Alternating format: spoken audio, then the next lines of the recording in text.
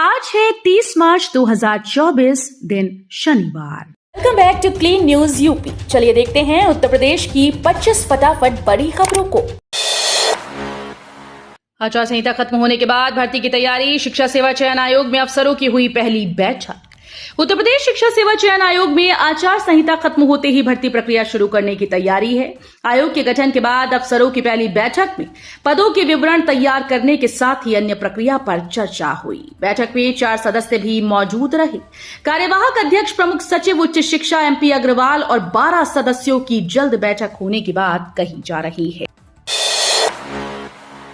रविवार को भी खुलेगा नगर निगम कार्यालय, जमा होगा गृह कर। बरेली में गृह कर वसूली का लक्ष्य पूरा करने के लिए नगर निगम का कर विभाग अवकाश वाले दिन शुक्रवार को भी खुला रहा। कर्मचारी कर जमा कराने के साथ ही बिलों में संशोधन भी करते रहे। रविवार को भी कार्यालय खुला रहेगा, लोग गृह कर जमा कर सकेंगे। नगर निगम शहर में करीब 1.5 लाख घरों से कर वसूलता है। बीते साल विभाग को 43 करोड़ रुपए का वसूली का लक्ष्य मिला था। यूपी के 13 शहरों के 100 किलोमीटर दायरे में चलेंगी 988 बसेस, आसान होगी यात्रा। वो दिन दूर नहीं जब लोगों को गांव से ही शहर आने जाने के लिए रोडवेज बसेस उपलब्ध होंगी। इसके लिए पूर्व में हुए सर्वे रिपोर्ट के आधार पर अनुबंधित बसों के संचालन को मंजूरी मिल गई। इसके तहत 13 शहरों के सटे ग्रामीण इलाकों के लिए बसेस चलेंगी। लखनऊ से सटे 86 और कानपुर के 50 गांव को बस सेवा मुहैया कराने की मंजूरी 6 मार्च को मिल गई है। लखनऊ में आज 19वीं रमजान पर 8 जगहों पर बदला रहेगा ट्रैफिक डायवर्जन, इधर से न जाएं। 19वीं रमजान के मौके पर आज 30 मार्च दिन शनिवार को शहर के 8 स्थानों पर वाहनों का ट्रैफिक बदला रहेगा। इस दौरान जुलूस रोजाए काजमैन के चलते तड़के 3 बजे से जुलूस समाप्ति तक हर प्रकार के वाहनों का रास्ता बदला रहेगा। जानकारी डीसीपी ट्रैफिक ने दी। उन्होंने बताया कि ट्रैफिक डायवर्जन का असर पुराने लखनऊ के 8 रूट्स पर रहेगा। इस दौरान वाहन चालक वैकल्पिक मार्गों के जरिए आवागमन कर सकेंगे। लखनऊ आगरा एक्सप्रेसवे पर उतरेंगे लड़ाकू विमान, सुखोई जगुआर और मिराज दिखाएंगे दम। 7 साल बाद एक बार फिर से लखनऊ आगरा एक्सप्रेसवे पर लड़ाकू विमान करतब दिखाएंगे। बांगर मऊ के पास खंबौली गांव के पास बनी हवाई पट्टी पर एयरफोर्स के सुखोई जगुआर और मिराज 17 समेत अन्य लड़ाकू विमान उतरेंगे। संभावित कार्यक्रम के अनुसार 6 अप्रैल को लैंडिंग परीक्षण के बाद 7 अप्रैल को 3 घंटे संपूर्ण रिहर्सल होगी। 12वीं का मूल्यांकन खत्म, 10वीं की कॉपी शेष। उत्तर प्रदेश माध्यमिक शिक्षा परिषद बोर्ड की उत्तर पुस्तिकाओं का मूल्यांकन अंतिम चरण में है। कई जिलों में बनाए गए मूल्यांकन केंद्रों में से कुछ में इंटर की उत्तर पुस्तिकाओं का मूल्यांकन कार्य पूरा किया जा चुका है। वहीं बाकी मूल्यांकन केंद्रों पर भी यूपी बोर्ड की ओर से जारी निर्देश के अनुसार 31 मार्च 2024 तक मूल्यांकन कार्य हर हाल में पूरा करना है। यानी अगले 1-2 दिनों में यूपी बोर्ड हाई स्कूल व इंटरमीडिएट परीक्षा 2024 का मूल्यांकन पूरा हो जाएगा। सपा बसपा और कांग्रेस के कई नेता भाजपा में हुए शामिल। डिप्टी सीएम बोले हर बूथ पर 370 वोट बढ़ाने हैं। यूपी के उप मुख्यमंत्री ब्रजेश पाठक की मौजूदगी में शुक्रवार को सपा बसपा और कांग्रेस के नेताओं ने भाजपा कार्यालय में पार्टी की सदस्यता ले ली। इस मौके पर उप मुख्यमंत्री ब्रजेश पाठक ने कहा कि भाजपा परिवार में शामिल होने वाले सभी लोगों का स्वागत है। उन्होंने कहा कि लोकसभा का चुनाव घोषित हो चुका है और हमें जुटकर पिछले चुनाव की अपेक्षा प्रत्येक बूथ पर 370 वोट बढ़ाने हैं। बिजली बिल 2 महीने न मिलने पर उपभोक्ता को 500 रुपए मिले मुआवजा। बिजली कनेक्शन लेने के बाद 2 बिलिंग चक्र तक उपभोक्ता को बिल न दिए जाने पर प्रति बिलिंग चक्र 500 रुपए के हिसाब से मुआवजे का प्रावधान है। राजधानी लखनऊ में 46 किलोवाट के बिजली कनेक्शन धारक को 1 साल तक बिजली बिल न दिए जाने का मामला सामने आने के बाद ये बात उपभोक्ता परिषद ने कही है। परिषद के अध्यक्ष अवधेश कुमार वर्मा ने कहा कि बिजली कंपनीज में इतनी सघन मॉनिटरिंग के बाद भी इसी प्रकार बढ़ती जा रही उदासीनता पर पावर कॉर्पोरेशन को गंभीरता से विचार करना चाहिए। सियासत के गढ़ रहे गांव की खत्म हुई राजनीतिक हनक। ट्यूलिया, अगरास, बुधौली, धौरा जैसे गांव कस्बों में अब तक 8 सांसद दिए हैं। यहां से निकले नेताओं ने राज्य से लेकर केंद्र तक की राजनीति में अपना प्रभाव छोड़ा। समय के साथ इन गांव का राजनीतिक दमखम खत्म होता चला गया। इन गांव की राजनीतिक विरासत भी लगभग खत्म होती गई।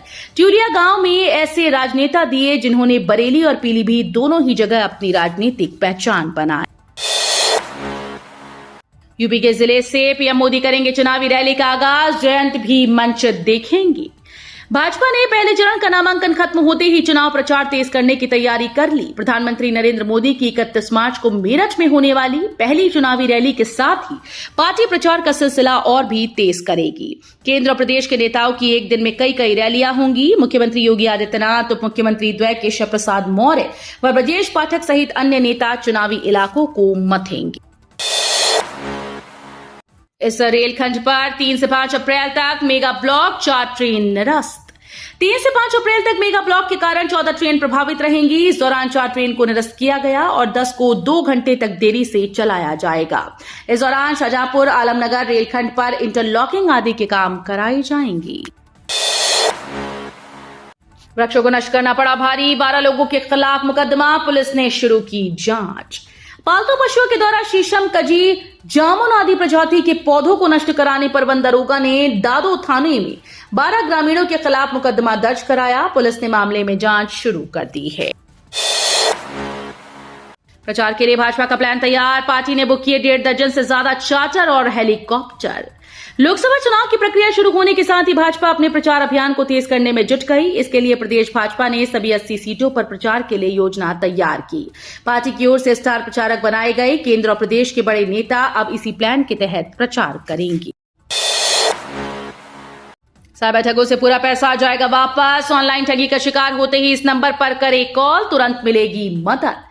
साइबर अपराधी नए तरीके से ठगी कर रहे हैं। अनजान नंबर से आने वाले कॉल पर विश्वास नहीं करें। घर बैठे कमाने का झांसा देने वालों से सावधान रहें। ध्यान रखें, कोई भी सामान मुफ्त नहीं मिलता। साइबर ठगी होने पर हेल्पलाइन नंबर 1930 पर तुरंत कॉल करें। हाउस टैक्स देने वालों के लिए बुरी खबर, 1 अप्रैल से 12% ज्यादा देना होगा कर। अगर आपने अभी तक अपना हाउस टैक्स जमा नहीं किया है तो 1 अप्रैल से आपको 12% ब्याज के साथ भुगतान करना पड़ेगा। 31 मार्च की रात 12 बजे तक प्रॉपर्टी टैक्स अदा करने पर ही इस ब्याज से राहत मिल सकेगी। नगर निगम ने ऑनलाइन ऑफलाइन बिल का भुगतान करने सहूलियत दी। 31 मार्च को नगर निगम में अतिरिक्त काउंटर लगाए जाएंगे। ऑनलाइन पेमेंट के जरिए गृह कर का भुगतान किया जा सकता है। कासगंज जेल से बाहर नहीं आ पाएगा अब्बास अंसारी, इलाहाबाद हाईकोर्ट से नहीं मिली राहत। मुख्तार अंसारी के परिवार को इलाहाबाद हाईकोर्ट से राहत नहीं मिली। अंसारी परिवार जेल में बंद विधायक बेटे अब्बास अंसारी को मुख्तार अंसारी के जनाजे में शामिल करना चाहता था। इसके लिए इलाहाबाद हाईकोर्ट में एक अर्जी मेंशन की जानी थी। एमपी एमएलए से जुड़े मामलों की सुनवाई करने वाली जस्टिस संजय कुमार सिंह की बेंच में मुख्तार के परिवार की अर्जी मेंशन होनी थी। ये बेंच आज नहीं बैठी और इसके मुकदमे जस्टिस समेत गोपाल की बेंच में ट्रांसफर कर दिए गए। मुख्तार के वकील ने एफआईआर दर्ज करने की दी तहरीर, सीसीटीवी सुरक्षित रखने की मांग की। माफिया मुख्तार अंसारी की मौत के 24 घंटे के भीतर ही उनके वकील ने बाराबंकी की एमपी एमएलए कोर्ट में अर्जी देकर मुख्तार के कथन को मृत्युकालीन बताते हुए एफआईआर दर्ज करने व बांदा जेल में सीसीटीवी फुटेज सुरक्षित करने की अर्जी दी। शुक्रवार को गैंगस्टर मामले में मुख्तार अंसारी समेत उनके 12 अन्य साथियों की पेशी नियत थी। मुख्तार अंसारी की मौत की न्यायिक जांच होगी, 1 महीने में देनी होगी रिपोर्ट। बांदा जेल में बंद माफिया मुख्तार अंसारी की मौत की न्यायिक जांच की जाएगी। जांच के लिए अपर मुख्य न्यायिक magistrate Garima Singh MP MLA court Banda को जांच अधिकारी बनाया गया है। जांच की रिपोर्ट 1 महीने में देने का आदेश दिया गया है। मुख्तार की बृहस्पतिवार रात दिल का दौरा पड़ने से मौत हो गई थी, जिसके बाद से ही सपा अध्यक्ष अखिलेश यादव व पूर्व आईपीएस अमिताभ ठाकुर ने मामले की न्यायिक जांच कराने की मांग की थी। यूपी में बदलेगा मौसम, इन 2 दिनों होगी बारिश, आंधी तूफान की भी चेतावनी। उत्तर भारत के मैदानी और पहाड़ी इलाकों में अगले 3 दिनों तक बारिश होने वाली है। इससे तेजी से पड़ रही गर्मी से राहत मिलने की उम्मीद है। मौसम विभाग ने यह भी बताया कि पूर्वोत्तर भारत में आज से 1 अप्रैल तक तेज बारिश होगी। यूपी में आज बारिश व आंधी तूफान का अलर्ट है। योगी का आशीर्वाद मिला, ये भगवान का न्याय है। मुख्तार की मौत के बाद काशी विश्वनाथ पहुंची अलका राय। पूर्व विधायक कृष्णानंद राय की पत्नी अलका राय शुक्रवार की सुबह काशी विश्वनाथ मंदिर में दर्शन पूजन करने पहुंची थी। मुख्तार अंसारी की मौत पर उन्होंने कहा कि यह भगवान का न्याय है, कई अनाथ परिवारों को सुकून मिला होगा।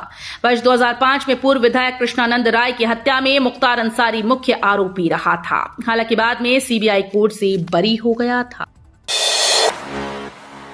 यूपी बीएड प्रवेश परीक्षा के लिए अब 7 अप्रैल तक आवेदन का मौका। उत्तर प्रदेश बीएड संयुक्त प्रवेश परीक्षा के लिए रजिस्ट्रेशन अब 31 मार्च तक करवा सकते हैं। इच्छुक अभ्यर्थियों को बिना कोई लेट फीस दिए बुंदेलखंड विश्वविद्यालय झांसी की आधिकारिक वेबसाइट bujhansi.ac.in पर जाकर आवेदन करना होगा। वहीं लेट फीस के साथ आवेदन सबमिट करने की अंतिम तिथि 7 अप्रैल है, यानी 1 अप्रैल से 7 अप्रैल के बीच लेट फीस के साथ आवेदन कर सकते हैं। एलपीजी सिलेंडर पर 1 अप्रैल से 300 रुपए की छूट, करोड़ों लोगों को फायदा। आगामी 1 अप्रैल से नए फाइनेंशियल ईयर की शुरुआत होने वाली है। फाइनेंशियल ईयर के पहले दिन से ही कई नियमों में बदलाव होने वाले हैं। ऐसा ही एक नियम प्रधानमंत्री उज्ज्वला योजना से जुड़ा है। दरअसल उज्ज्वला योजना के लाभार्थियों को वित्त वर्ष 2024-25 के दौरान एलपीजी सिलेंडर पर 300 रुपए की छूट मिलती रहेगी। बता दें कि सब्सिडी की ये छूट 31 मार्च 2024 तक के लिए थी, लेकिन हाल ही में सरकार ने इस राहत को 31 मार्च 2025 तक बढ़ा दिया है। मुख्तार अंसारी की मौत पर भड़के अखिलेश यादव, बोले हिफाजत न कर पाए उसे सत्ता का कोई हक नहीं। बसपा प्रमुख मायावती के बाद समाजवादी पार्टी के राष्ट्रीय अध्यक्ष अखिलेश यादव ने भी मुख्तार अंसारी की मौत पर प्रतिक्रिया दी। अखिलेश ने शुक्रवार को सोशल साइट एक्स पर योगी सरकार पर कई आरोप लगाए। अखिलेश यादव ने कहा कि जो हुकूमत जिंदगी की हिफाजत न कर पाए उसे सत्ता में बने रहने का कोई हक नहीं। किसानों के लिए अपडेट, 31 मार्च तक निपटा लेंगे काम, वरना अटकेगी अगली किश्त।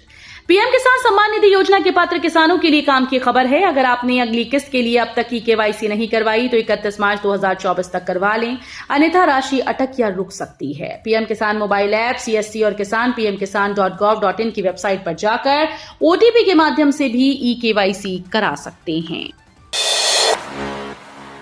आयकर विभाग ने बैंक ऑफ इंडिया पर 564 करोड़ रुपए का लगाया जुर्माना।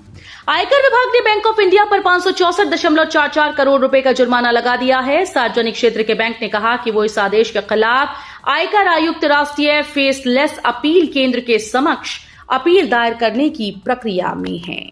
तो ये थी आज की 25 फटाफट बड़ी खबरें। अगर आपको न्यूज पसंद आई हो तो वीडियो को लाइक और शेयर जरूर करें। धन्यवाद।